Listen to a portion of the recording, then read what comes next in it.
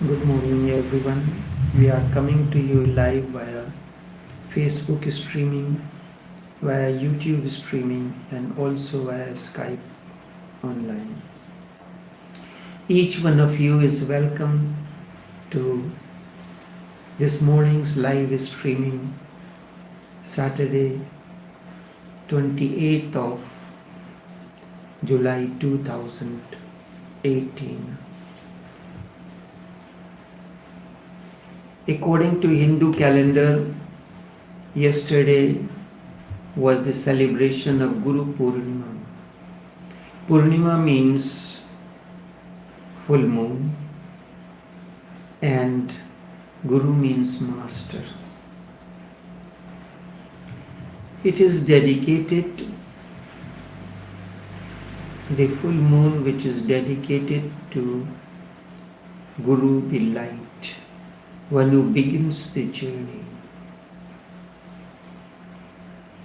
We had a concert, a flute concert at one of the local ashrams dedicated to Chinmaya Mission. It was a concert by Ranu Mukherjee on flute and Pandit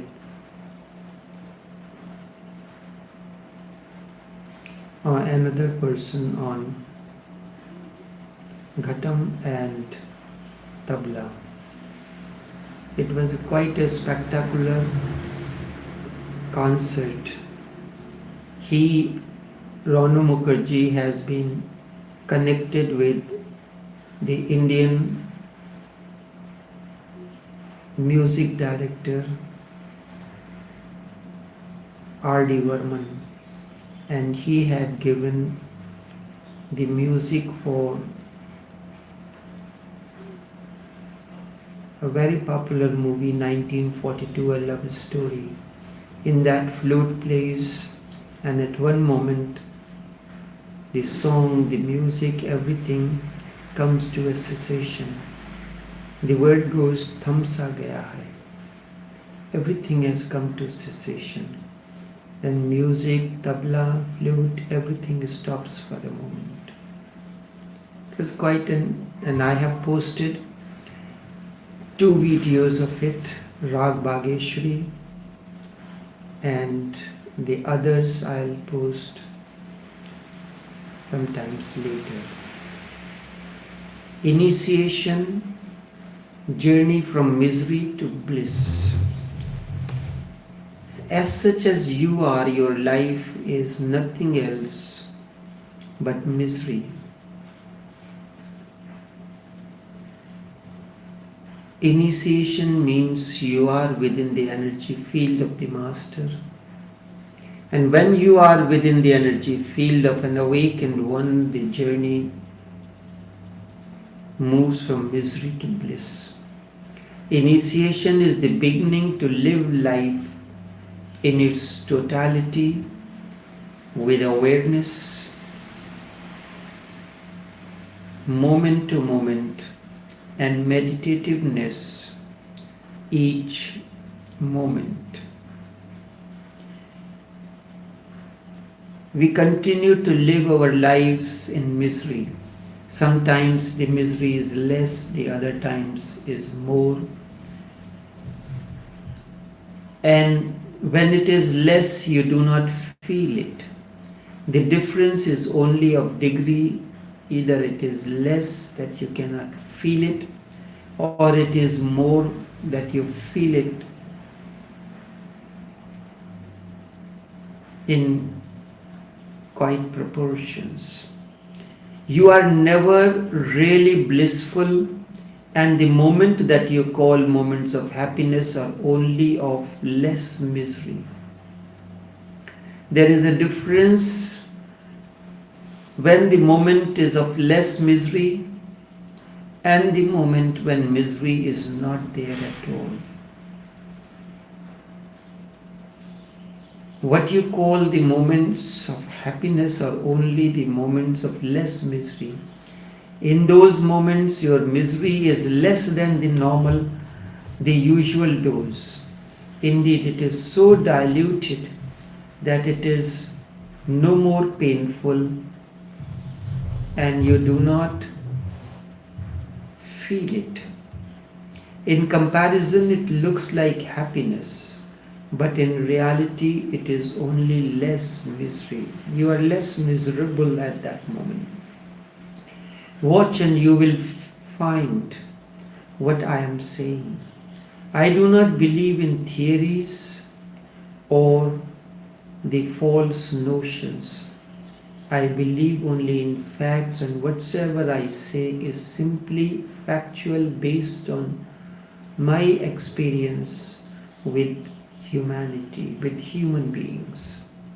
Just watch your moments of happiness and that of misery and see if there is any qualitative difference between the two, or the difference is only quantitative.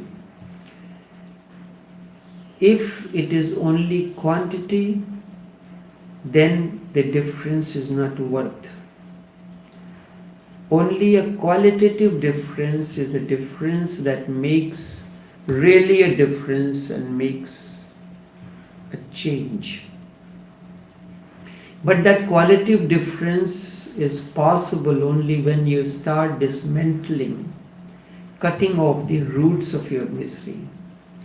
By pruning the root, pruning the branches, dried leaves will not help. You have to trim the roots so that the growth comes to a cessation. People go on changing the symptoms, go on pruning. You are miserable with one woman or with one man, so you change and you completely forgot that you were happy with this person once. In the beginning you were happy and then misery came in. You have also forgotten the honeymoon days, and again you will do the same foolish thing with some other person, again the same honeymoon and same process, the same excitement, and then again the same depression and the boredom will come in. You can go on changing the woman or man again and again, but it will be just the vicious circle, not bringing any qualitative change. If you really want to change your misery, you have to go to the root cause.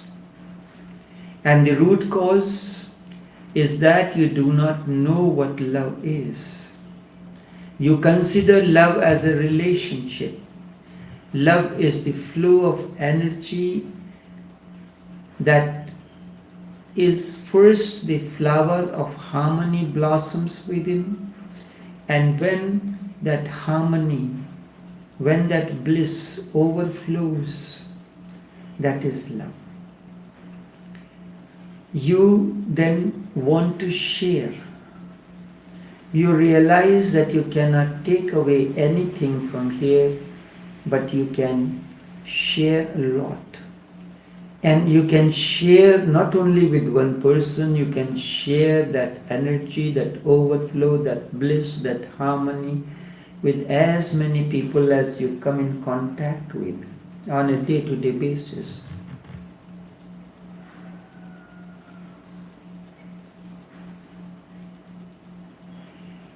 You do not know how can you be a lover. Then there is no way for you to share it. Your love and sharing brings misery to you.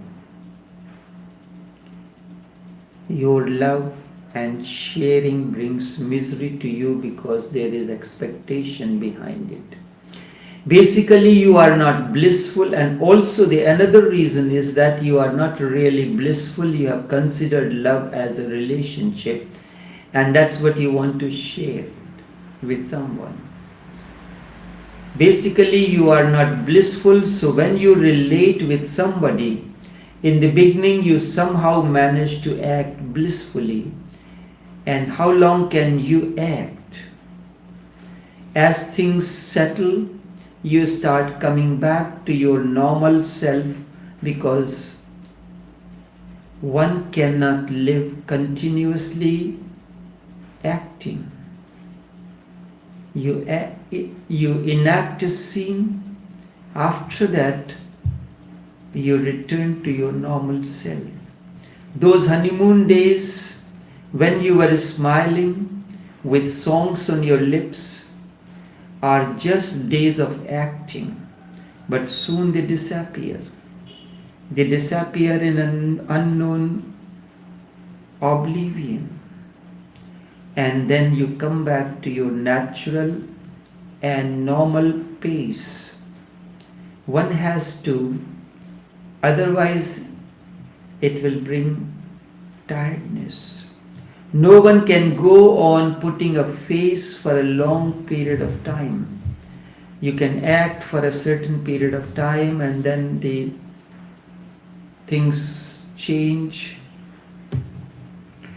The same is true about the woman you are in love with or the man you are in love with. You settle, she also settles, and then both are miserable persons once again. Then the reality suddenly is there, and this has to be encountered. And if you want to change this, you have to understand this and encounter the reality. And remember, two miserable persons together do not only double the misery, instead they multiply it exponentially. There is an arithmetic series in mathematics. The progression goes on 1, 2, 3. The other is geometrical series. Geometrical progression where it moves 2, 4, 6, 8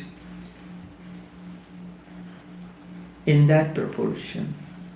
So the misery keeps on multiplying exponentially, and then everybody throws the responsibility, each one throws the responsibility on the other, but the responsibility basically is yours, is that of oneself. If you realize that it is my responsibility and the other also recognizes that it is my responsibility, then things begin to change.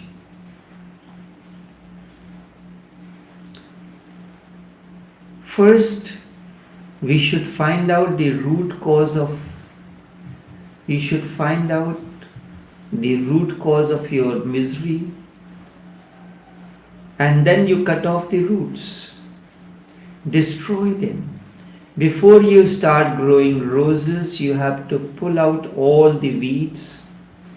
You have to prune the tree, mulch the soil, add extra nutrition so the plant grows healthy.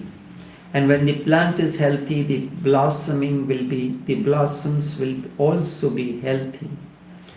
You have to prepare the ground, remove all the rocks, all the weeds. One should go deep into the cause of misery. The cause, look at the present day modern medicine. It treats the symptoms. Symptoms are the outcome of a particular cause. Unless you understand the cause, you will not be able to remove the symptoms. Remember, the cause are not many. Basically, the main root is ego.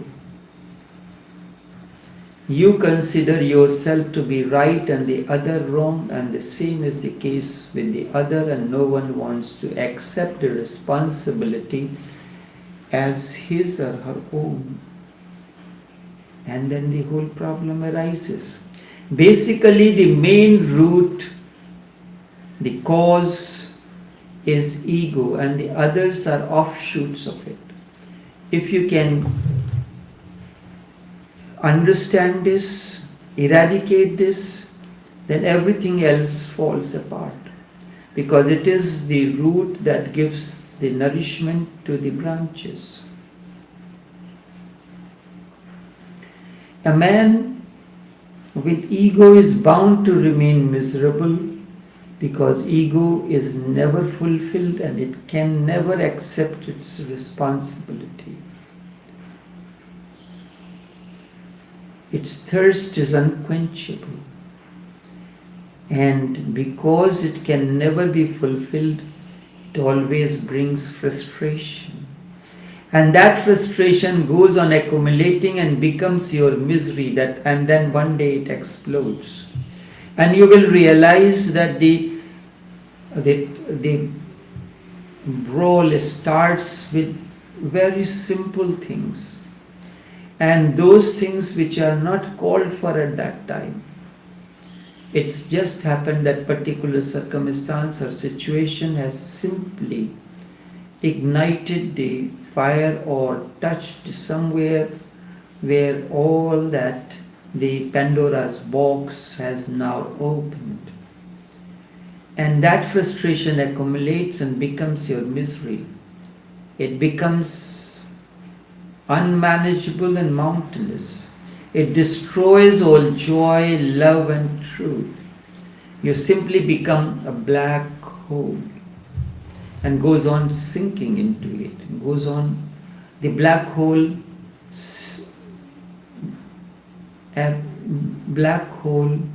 swallows you. As I see people, they are black holes moving around the world searching for other black holes. Your life is miserable. You are trying to seek the moments of happiness, moments of joy in the company of the other. You cannot get the moments of joy, bliss or happiness in other company. You have to seek it in your own company. If you are not blissful in your own company, you can never be blissful in others. Being blissful in your own company means you have experienced something within. You have attained to harmony within. You have tasted the fruit of love within. And now the seed starts growing. And it's a fragrance, it's beauty you are sharing with others. On the contrary, just think of the calamity when two black holes meet, when two miserable people meet one another. I have been told of an incident. A person was driving in a busy marketplace. There was another car and the road was almost choked. No one could move forward. If one person has used his reverse gear, the passage would clear. But ego says, why should I use my reverse gear? Or maybe the reverse gear is not working. Two of them remain there arguing with one another, pointing fingers, uttering words with the glass windows up. No one hears, but from the gesture you can know and experience what they would be saying. When it happened that the man continued to remain obstinate his own way, you know what the woman did? She come out of the car, locked the car, went on doing her business, and when she finished doing her business, she came back, and then the other person who was obstinate like a mule, he said, "You are great. I could never think of. So imagine who was more miserable, who was more obstinate than the other. This is how things happen. What they call marriage and love, all beautiful names, they are simply two black holes meeting one another, and there is nothing else. Nothing to share and nothing to give. You can share only what you have. What you are doing, you are sharing your misery. You are sharing your misery. You are sharing your moments when there is no blissfulness. And everybody wants to suck the other to get as much as possible. Basically, both are beggars, two beggars begging with one another. First, you have to destroy the root of your misery, the ego, and its offshoot, which is anger, jealousy, possessiveness, hatred, desire to dominate, and then you will be surprised that the bliss has not to be achieved because it is your intrinsic quality, it is your nature. Once misery is removed, it is as if the clouds have disappeared and the sun started shining once again. The sun of bliss, sun of harmony, sun of oneness. And when you are blissful, your life is a pilgrimage. It is sacred. Then each step is towards God. Each step is towards the ocean of your bliss. A blissful person cannot go anywhere else other than to God. A blissful person cannot go anywhere because he doesn't have anywhere to go except to God, to godliness, and cannot go astray. It is impossible to go astray then when you are blissful.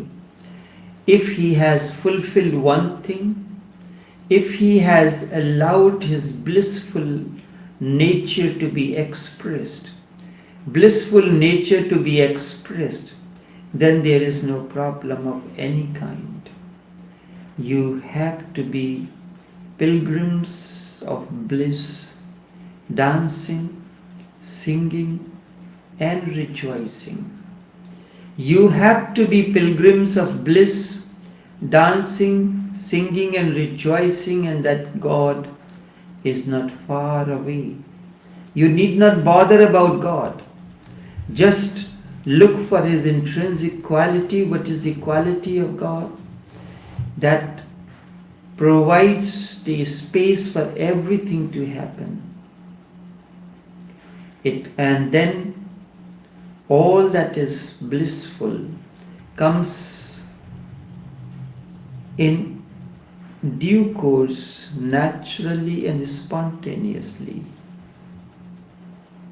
Then love becomes an egoless happening.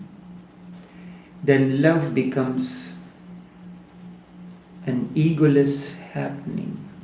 Remember this is the blueprint. Sufis use this word nafs. Lalaji Raziyallahu Ta'ala anhu, Naqshbandi Sheikh Ramchandra used to say, पहले जज्ब और फिर सुलूक के मुकामात की सैर करवाने चाहिए. First, let the traces of ego, which is nafs, it comes through intense energy. The seeker has to be allowed to journey through those stages, those muqamats, and then those related to the head related to the mind, only then it is possible that you will attain to blissfulness, inner harmony. Sufis have explained nafs in different forms. Nafs, the physical nafs, lawama, nafs mutmaina. At another time, I will explain the various aspects of nafs and how it is just as when a person is miserable, he is cold. If the water is cold, in order to warm it for consumption, you have to light the fire underneath. This is known as jazba, energy. And the water absorbs that energy. That intense heat water absorbs, and the water, something begins to happen within the innerness of the water, and the water molecules from below starts moving upward, and the water starts getting warm first, and then it starts boiling. And when it is boiling, it becomes capable of absorbing everything. In a cold water, you put the tea leaf, no color will come. You add sugar, it will take longer to melt. In order to make the tea, you put the cold water in a pot on a stove, light it, and then slowly and slowly, because of the heat means heat, it starts absorbing the heat. As it begins to absorb that energy, the heat energy, its quality begins to change, and water molecules begins to get warmer and then more warm, and then it starts boiling. When it reaches to the boiling temperature, then when you add sugar and tea leaf, everything dissolves into one another, and you get something which is of a totally a different nature, which has the quality of everything. And you obtain the tea, the beverage that you want to consume at that particular moment. So just is that energy. In the company of the master's energy field, your ego begins to dissolve, and you attain to a state of, when ego begins to dissolve, you start entering into another realm, and that blissfulness begins to come. Only this much for this morning. Until tomorrow, take care and do have a pleasant day.